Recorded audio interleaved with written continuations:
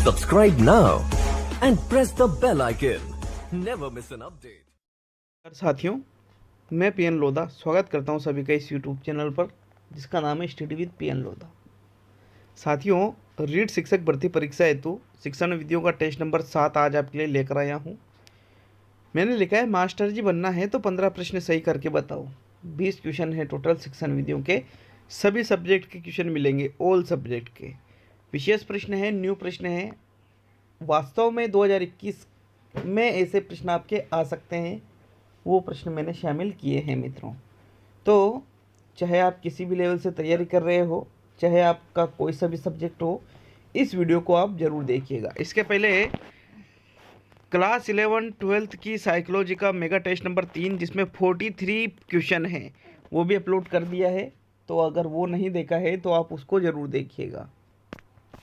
शुरू करते हैं मित्रों इस वीडियो को। पहला क्वेश्चन, शिक्षण प्रक्रिया में छात्र, विकल्पों को देखिएगा, स्वतंत्र रहकर क्रियाशीलता के माध्यम से अधिक सीखता है, अध्यापक के वाचन से अधिक सीखता है, रटकर अधिक सीखता है, और अध्यापक जितना अधिक क्रियाशील होगा छात्र अधिगम भी उतना ही अधिक होगा। बताए राइट आंसर। प्रश्न 1 में कौन सा राइट आंसर रहेगा? साथियों देखिए, दो चीज़ें तो यहाँ पर आप रटकर अधिक सीखता है ये तो करोगे नहीं, अध्यापक के वाचन से अधिक सीखता है ये भी नहीं करोगे। अब एक है छात्र स्वतंत्र रहकर क्रियाशीलता के माध्यम से अधिक सीखता है, अध्यापक जितना अधिक क्रियाशील होगा छात्र अधिगम भी उतना ही अधिक होगा। जैसे मान लीजिए दो चीज़ें हैं ये। अब शिक्षा प्रणाली कौन सी है? छात्र केंद्रित।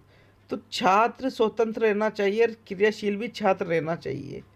हाँ, अध्यापक भी क्रियाशील रहे, लेकिन यहाँ फिर छात्र अगर क्रियाशील नहीं रहेगा तो फिर आप चौथे की बजाय प्रथम विकल्प को चुनते तो आपका आंसर सही रहता। ठीक है, आया थोड़ा समझ में? प्रश्न नंबर 1 में प्रथम ही विकल्प सही है साथियों। नेक्स्ट प्रश्न नंबर 2, NEP 2020 स्कूली शिक्षा के मौजूदा 10+2 डिजाइन किसमें बदलने का प्रस्ताव देता है? 3+5+3+5, 5+3+4, 5+3+3+4 और इनमें से कोई नहीं। जो 10+2 की जो शिक्षा है, 10वीं के बाद 12वीं, इस प्रकार 2 साल में होगी 11वीं 12वीं। तो नई शिक्षा नीति 2020 क्या कहती है? किसको किस स्वरूप में बदला जाएगा? साथियों इसको बदला जाएगा 5+3+3+4 के स्वरूप में। अब आप कहोगे 5+3 8 +3 11 और 4 ये तो 15 हो गए, लेकिन साथियों इसी स्वरूप में बदला जाएगा 10+2 को।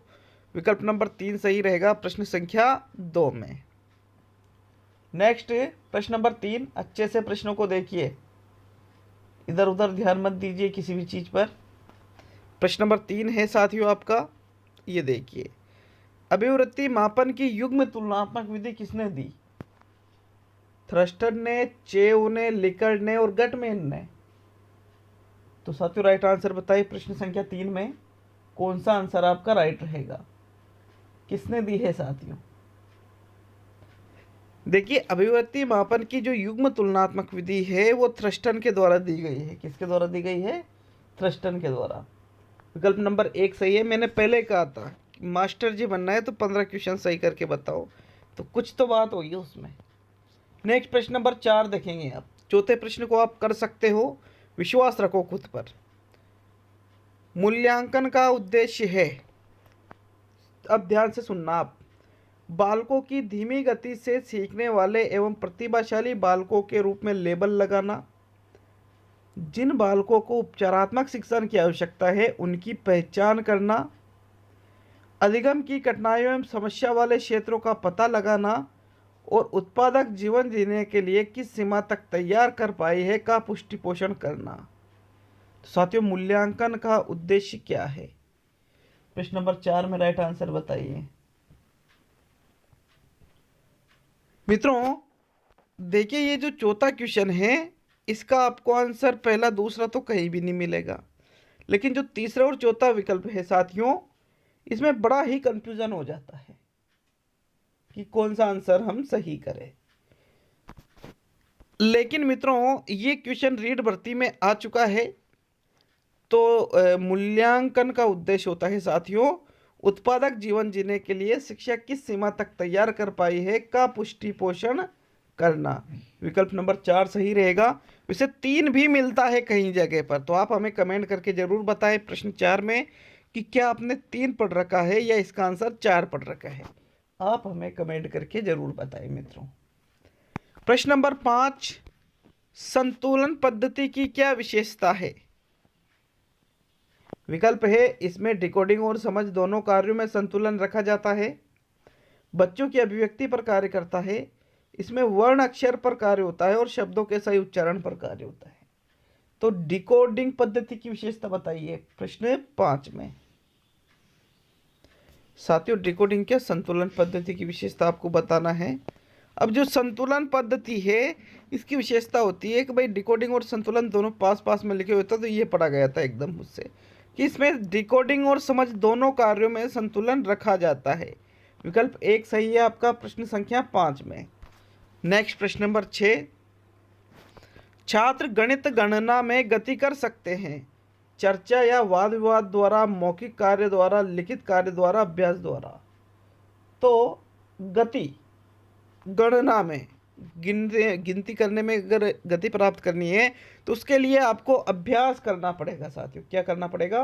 अभ्यास करना पड़ेगा। विकल्प नंबर 4 सही है आपका प्रश्न संख्या 6 में। अगले क्वेश्चन की ओर बढ़ेंगे, प्रश्न नंबर 7। तो देखिए आपके 7वां क्वेश्चन है, भाषा सीखने सिखाने की प्रक्रियाओं में महत्वपूर्ण भूमिका निभाती है क्योंकि भाषा के माध्यम से हम सूचनाओं का आदान प्रदान करते हैं, मूल्यांकन करते हैं, अर्थ निर्माण करते हैं और उपरोक्त सभी। तो साथियों देखिए जो भाषा है, लैंग्वेज जो होती है, वो किसी भी चीज़ को सीखने में सिखाने की जो प्रक्रिया है इनमें बहुत ही महत्वपूर्ण भूमिका निभाती है क्योंकि भाषा के माध्यम से हम सूचनाओं का आदान प्रदान भी करते हैं, मूल्यांकन भी करते हैं, अर्थ निर्माण भी करते हैं, मतलब उपरोक्त सभी आपका राइट आंसर है प्रश्न 7 में। नेक्स्ट प्रश्न नंबर 8, खेल विधि के साम्यान्वेषण सिद्धांत के प्रवर्तक है पियाजे, पार्कहर्स्ट, मोंटेसरी और विलियम वुंट। तो साम्यान्वेषण का सिद्धांत किसके द्वारा दिया गया है खेल विधि के अंतर्गत? मित्रों साम्यान्वेषण का सिद्धांत जीन पियाजे के द्वारा दिया गया है। किसके द्वारा दिया गया है? जीन पियाजे के द्वारा। विकल्प नंबर 1 सही रहेगा आपका प्रश्न संख्या 8 में। चलिए नेक्स्ट प्रश्न नंबर 9 की ओर बढ़ेंगे मित्रों।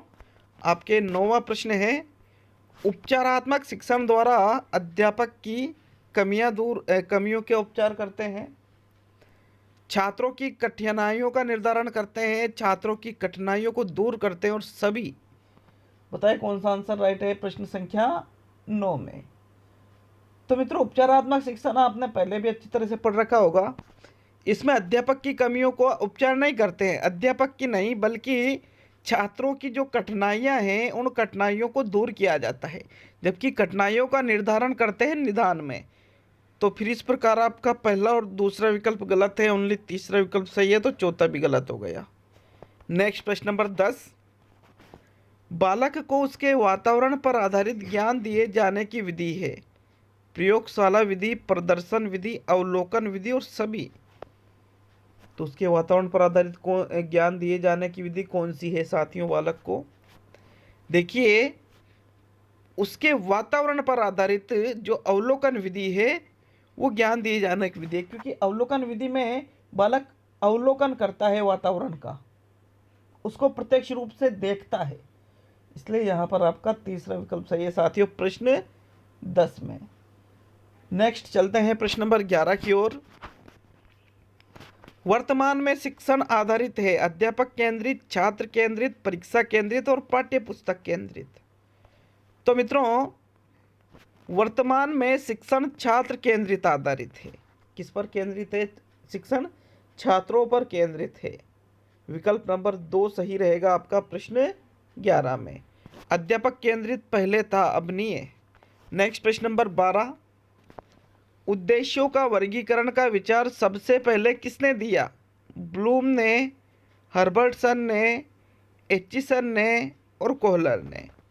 तो उद्देश्यों का वर्गीकरण का विचार सबसे पहले बेंजामिन ब्लूम के द्वारा दिया गया है, जिनके अनुसार उद्देश्य कितने हैं? 3, ज्ञानात्मक, भावात्मक, क्रियात्मक। विकल्प नंबर 1 सही है साथियों प्रश्न 12 में। हालांकि इनको देने वाले फिर अलग अलग आ गए थे। तो मित्रों इस प्रकार आपका प्रश्न 12 में प्रथम विकल्प राइट है। नेक्स्ट प्रश्न नंबर 13, भारत में सामाजिक अध्ययन विषय का प्रतिपादन किया मुदालियर कमीशन ने, यूनिवर्सिटी एजुकेशन कमीशन ने, राधाकृष्णन आयोग ने और सभी ने। तो साथियों मुदालियर कमीशन तो 1952-53 में आ गया था, तो ये तो राइट रहेगा नहीं, तो सभी हटा दीजिए। यूनिवर्सिटी एजुकेशन कमीशन ने भी नहीं किया, बल्कि राधाकृष्णन आयोग के द्वारा सामाजिक अध्ययन विषय का प्रतिपादन किया गया था। कौन से आयोग द्वारा? राधाकृष्णन कमीशन या आयोग द्वारा। विकल्प नंबर आपका 3 सही रहेगा प्रश्न संख्या 13 में। नेक्स्ट प्रश्न नंबर 14 की ओर बढ़ते हैं मित्रों।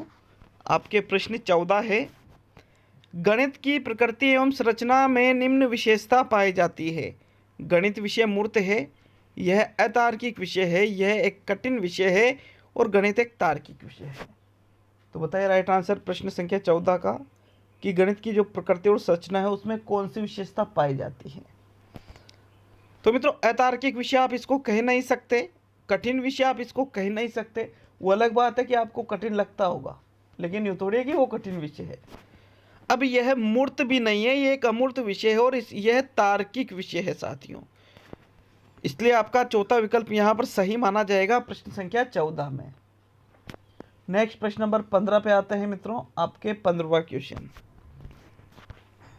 विज्ञान विषय का अध्यापक श्यामपट्ट का बेहतर प्रयोग कर सकता है लेखा चित्र बनाने में, आकृतियां बनाने में, मुख्य बिंदुओं को लिखने में और उपरोक्त सभी। तो साथियों जो एक विज्ञान का जो अध्यापक है वो जो श्यामपट्ट है वहाँ पर आकृतियां भी बना सकता है, मुख्य बिंदु भी लिख सकता है, लेखा चित्र भी बना सकता है। मतलब आपका यहाँ चौथा विकल्प सही रहेगा प्रश्न 15 में। चलिए नेक्स्ट बढ़ते हैं प्रश्न नंबर 16 की ओर। आपके 16वां क्वेश्चन है, निम्न में से कौन सा सामाजिक विज्ञान में मूल्यांकन का मुख्य उद्देश्य है? सामाजिक विज्ञान में मूल्यांकन का मुख्य उद्देश्य, गहरा प्रश्न है, गहरा। विकल्प है छात्रों के ज्ञान की जांच, कक्षा कक्ष अध्यापन, शैक्षिक नियोजन और सामाजिक विकास।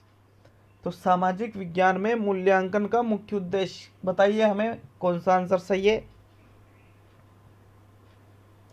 मित्रों छात्रों के ज्ञान की जांच तो नॉर्मल हम मानते ही है कि मूल्यांकन का उद्देश्य होता है, कक्षा कक्ष अध्यापन भी होता है, शैक्षिक नियोजन भी होता है, लेकिन सामाजिक विज्ञान की बात करें तो इसमें बालक का सामाजिक विकास किस स्तर तक हुआ है, कहाँ तक हुआ है, ये जानना इसका मुख्य उद्देश्य होता है। विकल्प नंबर 4 सही माना गया है इस प्रश्न में। नेक्स्ट प्रश्न नंबर 17, शिक्षा बिना बोझ के किसका सुझाव है? यशपाल समिति का, एनसीटीई का, सीएबीई का और मुदालियर आयोग का। तो आपने सुना होगा एनसीएब 2005, जिसके अध्यक्ष कौन थे? प्रोफेसर यशपाल। तो साथियों प्रोफेसर यशपाल ने ही इनकी जो समिति थी इसके द्वारा ही ये विचार दिया गया, लर्निंग विदाउट बर्डन, शिक्षा बिना बोझ के।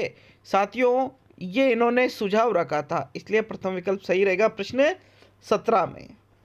प्रश्न 18, शैक्षिक प्रौद्योगिकी के कितने उपागम हैं? 1, 2, 3, 4।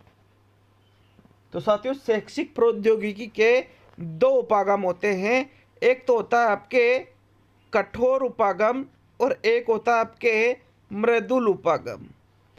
जो कठोर उपागम है इसको हार्डवेयर के नाम से जाना जाता है, हार्डवेयर अप्रोच, और जो मृदुल उपागम है इसको सॉफ्टवेयर के नाम से जाना जाता है मित्रों। विकल्प नंबर 2 सही है प्रश्न 18 में। नेक्स्ट प्रश्न नंबर 19, निम्न में से कौन सा मृदुल उपागम है? अध्यापक यंत्र, प्रोजेक्टर, आरेख और दूरदर्शन। तो साथियों जो 2 प्रकार के उपागम होते हैं, कठोर उपागम और मृदुल उपागम। कठोर को हार्डवेयर और मृदुल को सॉफ्टवेयर कहते हैं। तो हार्डवेयर में मशीनों से संबंधित समस्त चीज़ें आ जाती है। जो यंत्र हैं, जो मशीनें हैं, वो हार्डवेयर में, और जो अन्य जो सामान्य सी चीज़ें होती हैं, जैसे पुस्तक है, जैसे चित्र है, चार्ट है, शामपट्ट है, जो मशीन नहीं है, और जो सहायक सामग्री है, वो सॉफ्टवेयर में आ जाती है साथियों।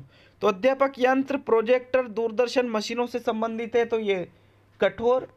और आरेख, एक चित्र बना होता है, चित्रों से संबंधित है साथियों, ये मशीन नहीं है, तो फिर ये मृदुल उपागम में आ जाएगा। विकल्प नंबर 3 सही रहेगा प्रश्न 19 में।